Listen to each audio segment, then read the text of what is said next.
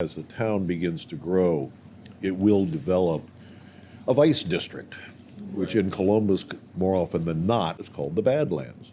It was a mixed community, a wide variety of ethnic, racial, national groups. Probably the lord and master of most of this is a man named Alexander Smoky Hobbs. He shows up in 1895 in Columbus as a boxer, among other things, and ends up involved with gambling, involved with a wide variety of sale of illicit drugs of one kind or another. And he's arrested over and over and over again. He'll end up spending 7 years in the Ohio Penitentiary for shooting a fray, as they say in the trade. But when he comes out, he promptly gets back into the same business again. But he's the kind of person that if a newspaper can't figure out who's trying to do something evil in town, they'll blame it on Smoky Hobbs. When in doubt, blame it on Smoky. When in doubt, blame it on Smoky. Well, he was certainly a headline grabber. So you knew you were going to pick up the paper because he would say the most outrageous things, just it would appear in print. Things that today you go, oh, I can't believe I just read that. But he's part of the group that would have been marginalized. Smoky himself was listed on the census as mulatto. Smoky is married at least 3 times. So among his other things, he's got to be a ladies' man. His first marriage is, I love this, is married to a woman in a church by the Reverend James Poindexter. She lasts about a year with him, and he always seems to be able to pick up another woman.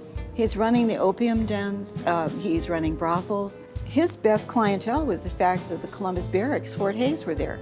In fact, he winds up in federal prison in Atlanta because he has now violated what is essentially a federal law that brothels were to be so many miles away from an Army base. 5.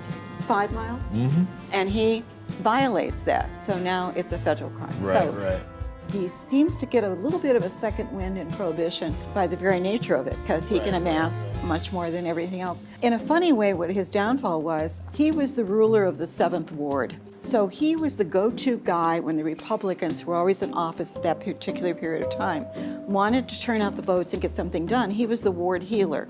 And he could make deals, and he could get people to vote. He could pretty much talk himself into anything. And then there was the payoff. They wouldn't touch his vice. But by 1912, when good government changes and the wards are done away with, he's lost his power base. Mm-hmm. So there is a bit of a decline there, and then you kind of start to watch it go down. I think age and health problems catch up with him by the 1920s. And he really is not heard from all that much from about the 1920s on. He won't die until April of 1934. Well, it sounds like Smoky Hobbs knew how to take advantage of an opportunity and the people around him.